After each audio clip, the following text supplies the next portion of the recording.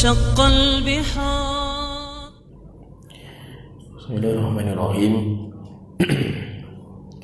إن الحمد لله نحمده ونستعينه ونستغفره ونعوذ بالله من شرور أنفسنا ومن سيئات أعمالنا من يهده الله فلا مضل له ومن يضلل فلا هادي له وأشهد أن لا إله إلا الله وحده لا شريك له وأشهد أن محمدا عبده ورسوله أما بعد. Kita melanjutkan pembahasan tentang syubhat Dajjal, dan kita akan masuk ke bab yang ketiga,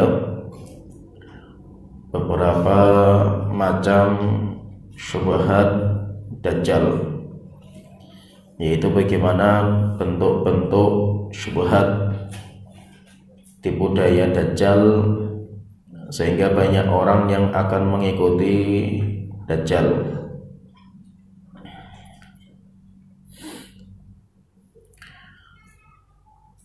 Hadis yang pertama, hadis dikeluarkan oleh Imam Bukhari dan Imam Muslim. Hadis dari Hudzaifah radhiyallahu anhu berkata, qala Rasulullah sallallahu alaihi wasallam, Rasulullah sallallahu alaihi wasallam beliau bersabda, inna ma'ad dajjali idza kharaja ma'an wa naran. Sesungguhnya nanti ketika Dajjal keluar, dia akan membawa air dan api. Fa ammal ladzi yara an-nasu annaha an-naru fama'un baridun. Maka apa yang dilihat oleh manusia dari api yang bersama dengan Dajjal itu sejatinya adalah air yang dingin. Wa ammal ladzi yaran nasu annahu ma'un baridun fanarun tuhrik. Sedangkan apa yang dilihat oleh manusia dari air yang dingin yang bersama Dajjal itu sejatinya adalah api yang membakar. Faman adraka minkum falyaqa fil ladzi yara annaha narun. Maka siapa yang berjumpa dengan Dajjal dan melihat api dan airnya Dajjal, maka hendaknya dia itu masuk ke dalam api. Yaitu kalau dia melihat apinya Dajjal, maka masuk ke dalam apinya Dajjal. Fa innahu adzbun baridun. Karena sesungguhnya api yang dilihat oleh mata manusia itu adalah air segar dan tawar. Wa fi riwayat Muslim, dalam sebuah riwayat Muslim, Rasulullah sallallahu alaihi wasallam beliau bersabda, la ana a'lam bima ma'ad Dajjal. Saya itu sangat tahu sekali apa yang dibawa sama Dajjal. Ma'ahu nahrani yajriyan. Dajjal itu bersama Dajjal itu ada dua sungai yang mengalir. Ada dua sungai yang mengalir. Ahaduhuma ra'yal ain ma'un abyadu. Sungai yang pertama yang bisa dilihat oleh mata orang, yaitu orang-orang itu kalau melihat dengan matanya itu, sungai yang pertama itu isinya ma'un abyad. Isinya adalah air yang putih. Wal akharu ra'yal aini narun ta'ajjaj. Sedangkan sungai yang kedua kalau dilihat oleh mata manusia itu adalah api yang membakar, api yang membara. Fa imma adrakanna ahadun falyatin nahrul ladzi yarahu nara. Maka salah seorang di antara kalian kalau berjumpa dengan Dajjal dan melihat dua sungai ini, maka hendaknya dia itu masuk ke dalam sungai yang di dalamnya itu ada api. Falyughammid, dan hendaknya ketika dia itu masuk ke dalam api itu hendaknya menutup matanya biar tidak takut. Tsumma liyatata ra'sahu, dan hendaknya dia itu mangguk-manggukkan kepalanya. Fayashrab minhu fa innahu ma'un baridun, dan hendaknya minum dari api yang dia lihat itu karena sesungguhnya itu adalah air yang dingin. Jadi di sini yang pertama, kehebatan Dajjal itu Yang pertama di sini, Dajjal itu bisa membawa air, bisa membawa api, dan Dajjal itu bersamanya dua sungai yang mengalir. Jadi Dajjal itu kalau dia berjalan, di sebelahnya itu ada dua sungai. Ada dua sungai dan sungainya itu mengalir, dilihat oleh mata orang. Sungainya itu dilihat oleh mata orang. Ada sungai yang isinya itu air dingin, ketika dilihat oleh orang itu air dingin segar. Kemudian yang kedua, ada sungai yang isinya itu api yang membara. Dan itu di pandangan orang. Itu di pandangan orang. Hakikatnya itu terbalik. Hakikatnya itu sungai yang di dalamnya itu ada api, itu hakikatnya adalah air dingin. Sedangkan sungai yang di dalamnya itu api yang membara, yang ada apinya itu air dingin. Kalau yang air yang dingin itu hakikatnya adalah api, dan itu pandangan mata yang melihat. Yaitu maksudnya berarti Dajjal itu menyihir mata orang. Dajjal itu akan menyihir mata orang, walaupun hakikatnya tidak berubah. Mata orang itu disihir, sehingga ketika dia itu melihat itu benda itu berubah, tetapi itu di pandangan mata orang. Hakikatnya nggak berubah, dan itu hakikat sihir. Hakikat sihir. Jadi sihir itu menyihir mata. Sihir itu mata yang disihir itu. Saharu ayunan nasi, yaitu tukang sihirnya Fir'aun itu, mereka menyihir mata orang, dan itu yang dikerjakan sama tukang sihir. Yang dikerjakan sama tukang sihir itu menyihir mata orang. Sedangkan hakikat bendanya itu berubah, berbeda dengan apa yang dilihat. Oleh karena itu Dajjal itu membawa api, membawa air di pandangan orang, walaupun hakikatnya itu berbeda. Hakikatnya itu yang api itu adalah air, yang air itu adalah api. Nah itu ketika Dajjal itu membawa dua sungai mengalir di sebelahnya Dajjal, dua sungai itu.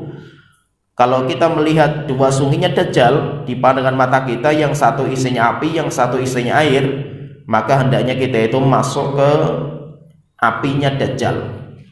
Kenapa? Karena itu adalah hakikatnya adalah air yang dingin. Tetapi ketika kita mau masuk, Rasulullah SAW itu memberikan petunjuk, fal yughammid. Kalau masuk ke dalam sungai yang di mata kita itu ada api, hendaknya kita pejamkan mata kita. Supaya apa? Supaya tidak ada rasa takut. Supaya tidak ada rasa takut. Dan rasa takut itu wajar, karena memang sihir itu bisa membuat takut. Nabi Musa saja ketika berhadapan dengan tukang sihir Fir'aun, Nabi Musa saja takut itu. Nabi Musa itu takut. Akhirnya Allah telah mengatakan, la takhaf innaka antal a'la. Musa, kamu jangan takut. Kenapa? Karena memang menakutkan. Dilihat oleh mata itu memang tali itu berupa ular di matanya Nabi Musa. Maka Allah telah mengatakan, la takhaf, kamu jangan takut. Innaka antal a'la, kamu sekarang itu akan menang. Berarti menunjukkan apa? Menunjukkan ketika kita berhadapan dengan tukang sihir, dan sihirnya itu bisa merubah benda di pandangan mata kita, wajar kalau kita itu takut. Terus bagaimana supaya kita nggak takut? Supaya kita tidak takut, pejamkan mata kita. Supaya kita tidak takut itu pejamkan mata. Oleh itu Rasulullah SAW mengatakan, kalau dia itu melihat sungai apinya Dajjal, maka hendaknya pejamkan matanya. Dipejamkan mata. Supaya apa? Supaya nggak takut. Kalau dia sudah masuk ke dalam itu dia itu nanti akan minum air yang segar. Walaupun kalau dilihat itu adalah api yang membara. Dan itu bisa. Dajjal bisa. Tukang sihir saja bisa, apalagi Dajjal. Apalagi Dajjal. Jadi tukang sihir itu bisa membuat seperti itu. Ini yang pertama, kehebatan Dajjal yang pertama, dia itu membawa api, membawa air, dan dia itu juga membawa sungai yang mengalir. Dan itu hebat, dahsyat. Kekuatannya Dajjal itu dahsyat, dan memang Allah memberikan kekuatan seperti itu untuk menguji manusia, apakah mereka bisa tegar di atas agama Allah Ta'ala atau terombang-ambing dengan fitnahnya Dajjal. Itu memang takdirnya Allah Ta'ala. Kemudian yang kedua, hadis dikeluarkan oleh Imam Ahmad, dan di dalam hadis ini kata Imam Al-Haythami, Beliau mengatakan fihi Syahr bin Haushab, fihi ta'fun. Di dalam syaratnya itu ada Syahr bin Haushab, dan orang ini di dalamnya itu ada kelemahan. Waqad wuthiqa, tapi sebagian mentaufiknya, menguatkan dia. Jadi Syahr bin Haushab itu kalau dijuluki oleh para ulama ahli hadis sadukun, hadisnya hasan, katsirul irsal, tetapi banyak mursalnya. Wal hadits lahu syawahid wa mutaba'at, tetapi hadis ini banyak syahid dan mutabaahnya, sehingga hadisnya bisa terangkat menjadi hadis yang kuat. Hadisnya dari Asma binti Yazid, qalat, dia radhiyallahu anha berkata, kunna ma Nabi sallallahu alaihi wasallam fi baitihi. Kami sedang bersama Rasulullah sallallahu alaihi wasallam di rumah beliau. Maka Rasulullah sallallahu alaihi wasallam itu beliau berkata, beliau bercerita panjang lebar tentang Dajjal, dan itu sedang di rumah. Rasulullah sallallahu alaihi wasallam itu sedang di rumah. Faqala, maka Rasulullah sallallahu alaihi wasallam bersabda, idza kana qabla khurujid Dajjal bi thalathi sinin. Jika waktu Dajjal itu sudah mau keluar 3 tahun sebelum keluarnya Dajjal, habasatis sama'u thulutha qatriha, maka langit itu akan menahan sepertiga air hujan. Sepertiga air hujan akan ditahan sama langit. Wa habasatil ardu thulutha nabatiha, dan bumi pun akan menahan sepertiga tumbuhan. Berarti tahun pertama dari 3 tahun sebelum Dajjal keluar itu, tahun pertama itu langit akan menahan sepertiga air hujan, tanah akan menahan sepertiga tanaman, sehingga berkurang air hujan, minuman, dan tanaman makanan manusia itu berkurang sepertiga. Wa idza kanat sanatu tsaniyatu habasatis sama'u thulutsai qatriha wa habasatil ardu thulutsai nabatiha. Di tahun yang kedua, maka langit itu akan menahan 2/3 air hujan, dan tanah akan menahan 2/3 tumbuhan, sehingga makanan dan minuman manusia itu berkurang 2/3. Wa idza kanatis sanatu tsalitsatu habasatis sama'u qatraha kullahu wa habasatil ardu nabataha kullahu. Kalau sudah tahun ketiga dari munculnya Dajjal, nanti ke tahun keempat Dajjal keluar. Jadi kalau sudah tahun ketiga, maka langit akan menahan semua air hujan, sehingga setahun nggak turun air hujan, minuman nggak ada minuman. Demikian juga tanah pun akan menahan semua tumbuhan, sehingga selama setahun nggak tumbuh tumbuhan. Fala yabqadu khuffin wala dhilfin illa halak. Tidak ada binatang yang punya kaki dan tidak ada binatang yang punya tulang, kecuali pasti akan binasa. Binatang akan mati. Kenapa mati? Karena nggak ada minuman dan makanan. Tidak ada makanan dan minuman. Maka ketika mati seperti itu, fayaqulu Dajjal, maka Dajjal akan mengatakan, yaitu kalau sudah seperti itu, maka Dajjal itu nanti akan mengatakan, lirujuli min ahlil badiyati. Dajjal itu nanti akan mengatakan kepada orang Badui. Ada orang Badui, Dajjal datang kepadanya, bertemu sama Dajjal. Kemudian Dajjal mengatakan, ara'aita in ba'athu ilaika dikhaman duru'uha idhaman asnimatuha ata'lamu anni rabbuk. Maka Dajjal mengatakan kepada seorang Badui yang sudah kelaparan, kambingnya sudah mati, binatangnya sudah mati, sudah tidak ada makanan dan minuman. Maka Dajjal mengatakan kepada Badui itu, jika seandainya aku jadikan onta kamu itu dikhaman duru'uha, onta kamu itu besar sekali susunya, yaitu susunya itu gemuk, idhaman asnimatuha, dan besar sekali asnimah itu punuknya.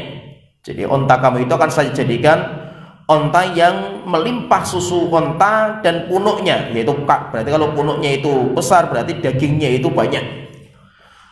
Ata'lamu anni rabbuk, apakah kamu nanti akan percaya saya itu adalah Tuhan kamu? Fayaqulu na'am, maka orang Badui itu mengatakan iya, saya percaya. Fatamathala lahu syaitanu ala surati ibnihi. Setelah itu datang syaitan Dan syaitan itu berubah kepada bentuk ontanya badui itu, menjelma dalam bentuk ontanya badui itu. Fayattabi'uhu, dalam kondisi ontanya itu gemuk, susunya banyak dan punuknya besar. Akhirnya fayaqulu lirajuli, ketika ontanya sudah berjalan, dan itu syaitan yang menjelma. Fayaqulu lirajul, maka dia mengatakan, yaitu dia Dajjal mengatakan, sekarang ini sudah saya jadikan onta kamu itu besar seperti ini. Fayaqulu lirajul, kemudian Dajjal itu mengatakan kepada orang itu, kepada orang tadi, badui tadi, ara'aita in ba'athu abaka wa banaka wa man ta'rifu min ahlika ata'lamu anni rabbuka. Wahai badui, jika seandainya aku bisa menghidupkan bapak kamu yang sudah mati di kuburan, dan aku bisa menghidupkan anak kamu yang mati, dan aku bisa menghidupkan semua keluarga kamu yang sudah mati, ata'lamu anni rabbuka, kamu percaya nggak saya itu adalah Tuhan kamu? Fayaqulu, maka badui ini mengatakan, iya saya percaya. Fayumathilu lahu syaitan ala suwarihim, maka syaitan datang menjelma dalam bentuk orang-orang yang dia kenal, bapaknya, anaknya, saudaranya, semua yang dia kenal yang sudah pada mati, kemudian keluar dari kuburan. Fayattabi'uhu, akhirnya orang ini ngikuti Dajjal, orang itu ngikuti Dajjal. Jadi kalau kita perhatikan di sini, masya Allah, dahsyat fitnahnya Dajjal itu luar biasa. Qala, maka Rasulullah SAW itu ketika kata Fatimah tadi, kata Asma bercerita, setelah Rasulullah SAW cerita seperti ini, thumma kharaja Rasulullah SAW. Setelah itu Rasulullah SAW itu keluar dari rumah. Rasul itu keluar dari rumah. Fabaka ahlul bait, maka orang yang di rumah itu, yang tadi Asma binti Yazid itu menceritakan, wanita-wanita yang di rumah itu semuanya nangis mendengar ceritanya Dajjal yang mengerikan ini. Rasulullah keluar itu dalam kondisi mereka semuanya menangis. Thumma raja Rasulullah SAW wa nahnu nabki. Setelah itu Rasulullah itu kembali ke rumah, masuk ke rumah dalam kondisi kita pun masih nangis. Faqala, maka Rasulullah bertanya sama mereka, mayurkikum, apa yang membuat kalian itu nangis? Nangis dari tadi sampai sekarang nggak selesai kalian itu. Faqultu, maka saya mengatakan, ya Rasulullah, ma dzakarta minad Dajjal, demi Allah, cerita yang kau sebutkan tentang Dajjal itu membuat kita takut semuanya itu. Fa wallahi inna amata ahli la ta'jinu ajinaha. Wahai Rasulullah, demi Allah, terkadang salah seorang wanita dari keluarga kita mengadon roti, bikin adonan roti itu, fama tablughu hatta takadu tafattat minal ju. Kalau seandainya sudah datang waktu makan, yaitu kita itu sudah mau makan, kemudian ibu kita itu sedang bikin roti, maka dia itu bikin adonan sampai dibakar sampai selesai, itu lapar kita itu sudah pecah itu. Maksudnya itu kita nunggu bikin roti saja sudah kelaparan kita itu. Fakaifa nasna'u bihim, terus bagaimana kalau nanti kita itu hidup bersama Dajjal seperti itu? Itu kalau seandainya kita itu nanti hidup bersama Dajjal kurun waktu lama itu, Dajjal kan nggak cuma sejam 2 jam itu, Dajjal itu lama sekali itu. Terus bagaimana nanti kita nggak makan nggak minum itu, selama setahun kan nggak makan kita nggak minum, terus kita itu nanti gimana hidup kita itu? Maka Rasulullah SAW mengatakan, sabar, nanti Allah akan mengganti makanan kalian itu dengan tasbih, tahmid dan tahlil. Yaitu makanan kalian itu apa? Zikir. Makanan kalian itu nanti zikir kepada Allah Ta'ala. Nah, jadi hadis ini menjelaskan, ini lebih ngeri lagi fitnah Dajjal itu. Ini lebih ngeri lagi. Akhirnya banyak orang itu beriman sama Dajjal. Yaitu Dajjal itu bisa membikin, nanti insya Allah kan ada banyak riwayat kita sebutkan nanti riwayat setelahnya. Dajjal itu ketika musim paceklik, karena kan 3 tahun sebelum keluarnya Dajjal itu Allah memang menahan makanan dan minuman bagi manusia, sehingga langit menahan sepertiga, kemudian bumi menahan sepertiga dari tumbuhan. Setelah itu tahun yang kedua 2/3 makanan dan minuman berkurang. Hari yang ketiga sebelum keluar Dajjal, maka tidak keluar air hujan, air nggak ada, demikian juga makanan nggak ada, sehingga buat kelaparan kita itu, kelaparan yang dahsyat. Ketika orang itu kelaparan, Setelah itu Dajjal itu datang membawa sesuatu yang luar biasa. Akhirnya apa? Seperti orang yang hidup di padang pasir, kehausan yang sangat, tiba-tiba datang orang bawa air yang segar. Jadi Dajjal itu kayak pelipur lara. Dajjal itu datang sebagai pelipur lara, sebagai irwaul ghalil, syifaul alil, sebagai obat bagi orang yang sakit, dan sebagai air bagi orang-orang yang kehausan. Dalam kondisi seperti itu datang Dajjal membawa semua itu, makanan dibawa, minuman dibawa, semuanya ada. Akhirnya apa? Berbondong-bondong orang itu ngikuti Dajjal. Maka Dajjal itu ketika dalam kondisi paceklik, binatang pada mati, Dajjal bisa menjadikan binatang itu bisa besar, walaupun itu syaitan. Itu syaitan. Dan bisa nggak syaitan seperti ini? Bisa. Syaitan itu bisa memberikan seperti itu. Syaitan bisa membawakan makanan minuman? Bisa. Syaitan bisa nggak membuat orang kaya? Bisa. Syaitan bisa membawa uang? Bisa. Bisa membawa uang sehingga persugihan pun bisa. Syaitan bisa menjadikan orang itu kaya? Bisa. Syaitan bisa membuat dagangan orang itu bangkrut? Bisa. Membuat dagangan orang itu laris? Bisa. Tetapi kalau terjadi itu semuanya karena takdir Allah Ta'ala. Syaitan pun nggak bisa melawan takdir Allah Ta'ala. Itu pun kalau terjadi sudah Allah takdirkan. Tapi syaitan bisa nggak? Bisa. Syaitan itu bisa seperti itu. Wasyarikhum fil amwali wal aulad, yaitu campurlah manusia dalam fil auladi wal aulad, dalam mewujudkan anak dan harta. Wasyarikhum fil amwali wal aulad, dalam mewujudkan harta. Berarti syaitan itu bisa bersyirikat dengan manusia dalam mewujudkan harta, bisa. Demikian juga bisa bersyirikat mewujudkan anak, bisa syaitan itu.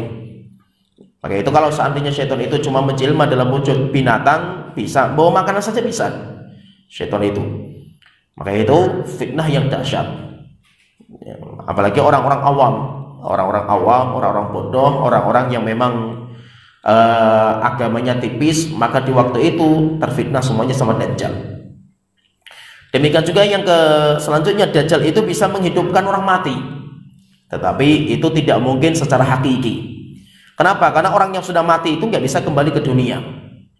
Orang yang sudah mati itu nggak mungkin kembali ke dunia. Kenapa? Karena orang mati itu sudah ada dinding pemisah antara alam kubur dan alam dunia, dinamakan dengan barzakh. Wa min waraihim barzakhun ila yaumi yub'atsun. Ketika nanti orang-orang itu meninggal dunia, kan dia mengatakan qala rabbirji'un, Tuhanku tolong kembalikan saya lagi hidup di dunia. Untuk apa? La'alli a'malu sholihan fima taraktu, supaya saya bisa beramal soleh yang saya tinggalkan. Maka Allah telah mengatakan kalla, tidak. Sekali-kali tidak mungkin diwujudkan permintaan kalian itu. Innaha kalimatun huwa qailuha, itu cuma omongan kosong yang nggak bisa diwujudkan. Wa min waraihim barzakh, di belakang mereka yang sudah mati itu ada barzakh. Barzakh itu apa? Dinding. Ada dinding pemisah. Ada barzakhun ila yaumi yub'atsun, sampai hari dibangkitkan. Sehingga apa? Antara orang yang sudah mati dan orang yang hidup di dunia, alam kubur dan alam dunia nggak bisa bersatu. Tidak bisa bersatu, barzakh. Terus kalau Dajjal itu bisa menghidupkan orang mati, terus bagaimana itu? Itu syaitan, tipu daya. Tidak mungkin bisa kembali. Orang yang sudah mati itu nggak bisa kembali. Syaitan bisa menjelma kepada semua bentuk kecuali bentuk Nabi Muhammad SAW. Syaitan bisa. Misalkan kita punya orang tua, syaitan bisa nggak menjelma dalam wujud orang tua kita? Bisa. Syaitan bisa. Ketika orang itu nggak punya agama, orang itu imannya tipis, mudah sekali percaya sama syaitan, percaya sama Dajjal. Kenapa? Karena bisa melihat orang tuanya sudah mati, bisa melihat anaknya yang sudah mati. Sehingga bisa. Maka ngeri, dahsyat. Dajjal itu luar biasa fitnahnya itu. Kemudian juga kalau kita perhatikan Dajjal ini ketika dahsyat seperti itu, akhirnya apa? Akhirnya orang-orang pun mereka itu dalam kondisi paceklik, nggak punya makan, nggak punya minum. Dajjal datang seperti itu, maka mereka berbondong-bondong mengikuti Dajjal. Kecuali orang-orang yang beriman. Orang-orang yang beriman selama setahun mereka itu minumnya dengan tasbih dan tahmid, zikir kepada Allah Ta'ala. Dan zikir itu makanan. Zikir itu makanan bagi orang-orang yang beriman. Zikir itu makanan bagi malaikat saja, makanan. Zikir itu nutrisi, makanan bagi para malaikat. Malaikat itu makannya dengan berzikir. Mereka itu makannya dengan berzikir. Malaikat tidak makan makanan kita. Mereka tidak punya syahwat, sehingga mereka nggak tertarik dengan makanan kita.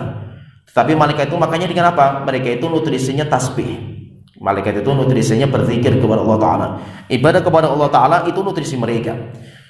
Nah, sehingga nanti ketika Dajjal itu keluar, orang-orang yang beriman itu mereka makannya itu berzikir. Makanannya itu berzikir kepada Allah Ta'ala. Dan itu sangat mudah bagi Allah Ta'ala. Allah membuat seperti itu gampang bagi Allah Ta'ala. Ya, sampai di sini nanti insya Allah kita lanjut lagi. Masih ada beberapa hadis yang menjelaskan tentang bagaimana ngeri dan dahsyatnya fitnah Dajjal, yang menjadikan apa? Yang menjadikan orang-orang itu berbondong-bondong beriman sama Dajjal. Maka itu kalau seandainya misalkan tadi seperti cerita orang Badui yang sudah kelaparan, binatangnya sudah pada mati, ontanya mati, tiba-tiba Dajjal bisa membangkitkan ontanya dalam kondisi besar, gemuk, air susunya banyak. Kemudian apa? Pasti orang itu langsung beriman sama Dajjal. Kenapa? Karena orang nggak punya agama. Orang nggak punya agama.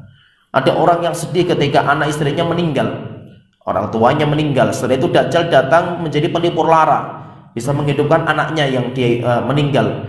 Dan orang itu bisa memeluk anaknya itu, bisa bersama anaknya itu yang dihidupkan sama Dajjal. Pasti langsung beriman sama Dajjal orang itu.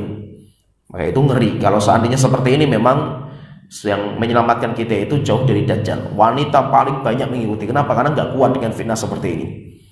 Ya, sampai di sini nanti insya Allah kita lanjut lagi beberapa hadis yang menceritakan tentang fitnahnya Dajjal. Wa akhiru da'wana alhamdulillahil alamin sallallahu alaihi Muhammad wa ala alihi wasallam. Yuk salurkan donasi Anda untuk Pondok Pesantren Darussalam ke nomor rekening ini. Syukron jazakumullahu khairan.